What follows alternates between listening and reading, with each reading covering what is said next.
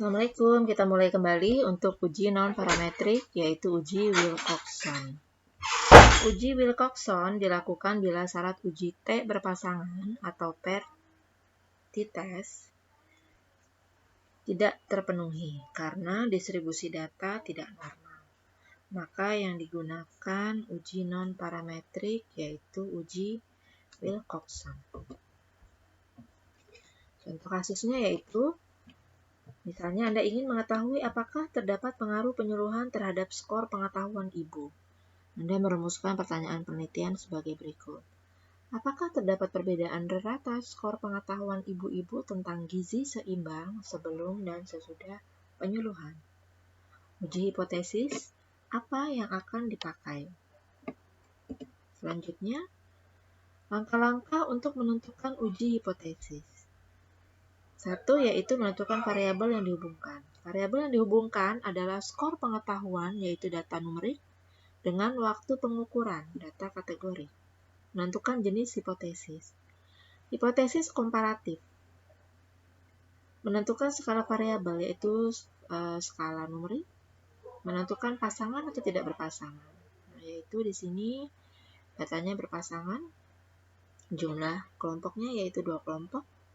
Kesimpulannya, uji yang digunakan adalah uji T berpasangan untuk uji parametrik jika memenuhi syarat kenormalan data. Jika tidak memenuhi syarat kenormalan data, maka digunakan uji alternatifnya, yaitu uji Wilcoxon atau uji non-parametrik. Selanjutnya, kita beralih ke SPSS.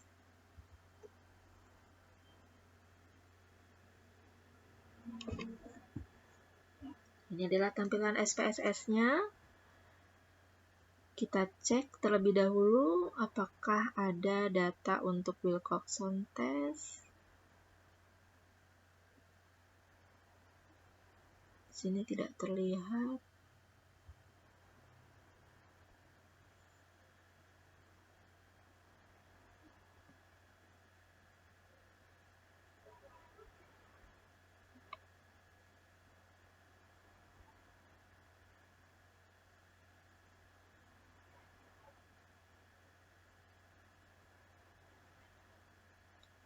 Nah, di sini ada data Wilcoxon Safe. Jadi untuk data itu selalu belakangnya itu SAV, SAF, Wilcoxon Safe. Kita buka datanya.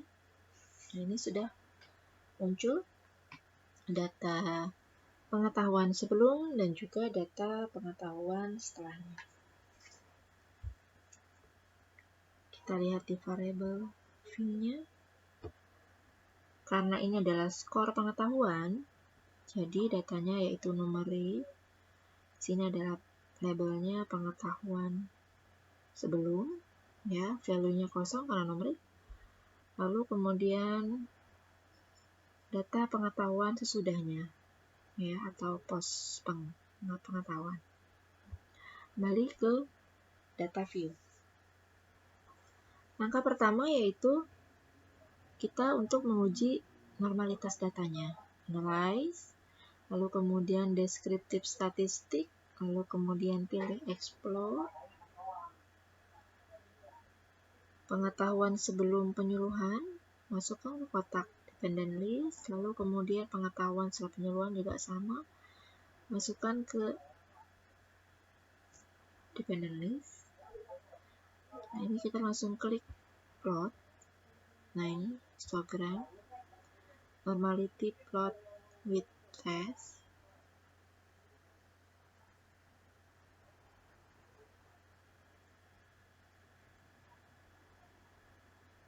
Continue.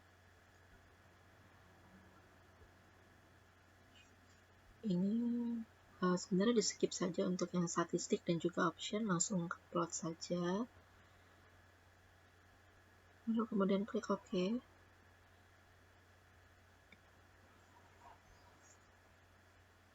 Nah, ini akan terlihat.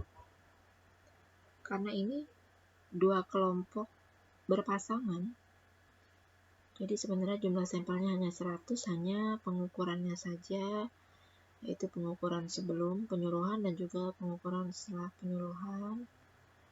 Ini tampilan kotak deskriptifnya untuk rata-rata pengetahuan sebelum penyuluhan yaitu 60,58.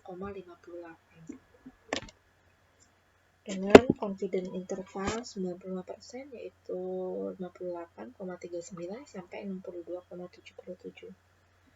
Untuk median 58, lalu dengan nilai minimum 33, nilai maksimumnya 78, range-nya itu 45, dengan standar deviasi 11,048. Ini ada nilai skewness, lalu kemudian nilai standar error-nya. Ini untuk pengetahuan setelah penyuluhan, rata-ratanya yaitu 62,90 dengan 95% confidence interval 61,19 sampai 64,61 dengan nilai minimum median dulu dengan nilai median yaitu 62,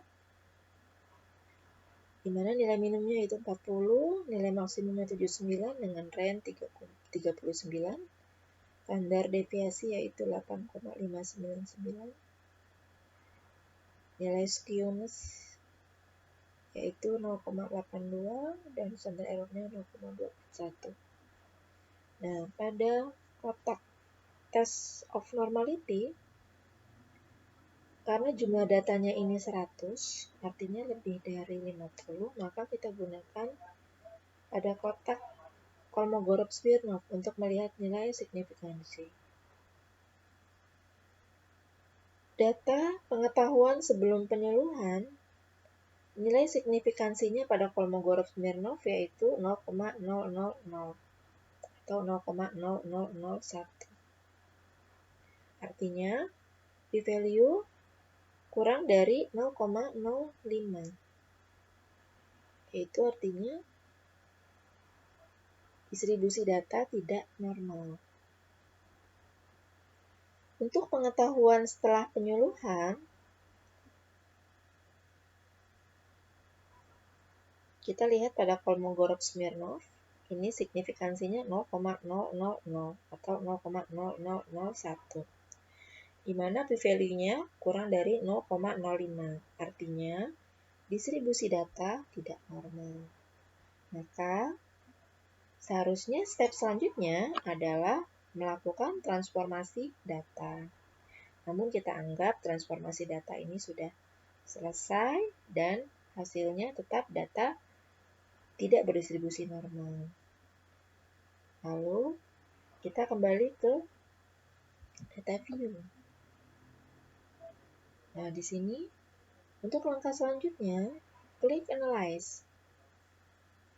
Klik Analyze, karena tidak memenuhi syarat kenormalan data, maka tidak bisa menggunakan compare means, yaitu kita gunakan non-parametric t-test. Nah, ini kotaknya, ya ini tampilan barnya. Mana yang kita pilih? Apakah chi-square? Apakah binomial? Apakah run? Apakah sampel kx? Apakah independent to independent sample? K-independent sample, to related sample, atau K-related sample? Yang kita pilih adalah to related sample.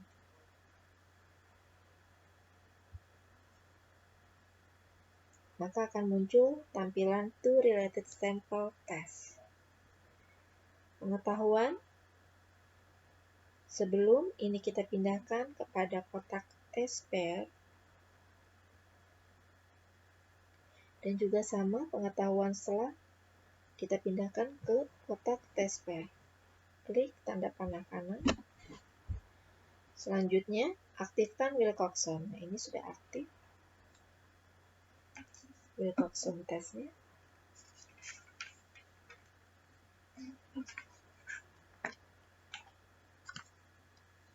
Lalu kemudian klik OK.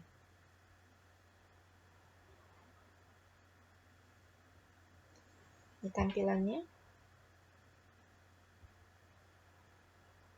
Nah, NPAR test, non-parametric test. Nah, kita akan lihat di sini. Wilcoxon Saint-Rang, ya. Dan juga di sini ada kotak tes statistik. Mana yang akan kita gunakan? Output pertama menunjukkan perbandingan pengetahuan sebelum dan sesudah penyuluhan. Jadi output pertama itu menunjukkan perbandingan pengetahuan sebelum dan sesudah penyuluhan. Nah, di sini ya ada negative rank. Terdapat 26 orang dengan hasil pengetahuan setelah penyuluhan lebih rendah daripada sebelum penyuluhan.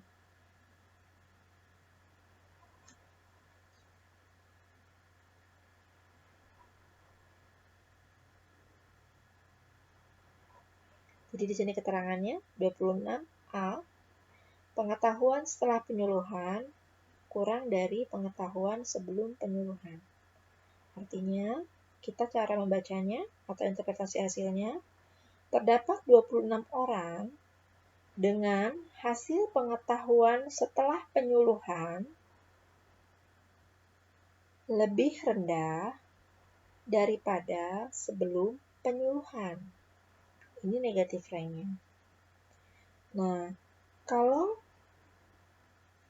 TICE-nya, ini TICE itu C ya di sini ya. C itu artinya pengetahuan setelah penyuluhan sama dengan pengetahuan sebelum penyuluhan. Jadi artinya pengetahuannya tetap. Ini ada 18 TICE-nya.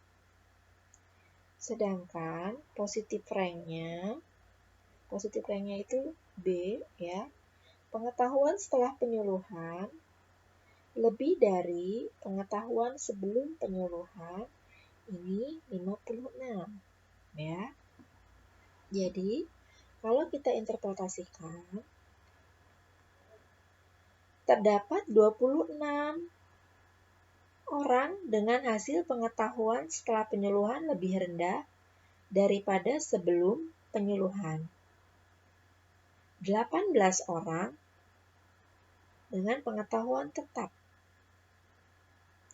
Dan 56 orang mempunyai pengetahuan yang lebih baik dari sebelum penyuluhan.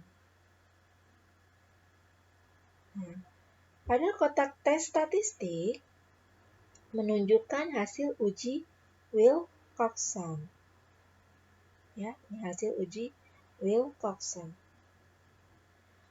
Dengan uji Wilcoxon diperoleh nilai signifikansi, ini asymmetric detailnya ya, 0,001. Artinya p-value kurang dari 0,05. Dengan demikian disimpulkan, terdapat perbedaan pengetahuan yang bermakna antara sebelum penyuluhan dengan sesudah penyuluhan.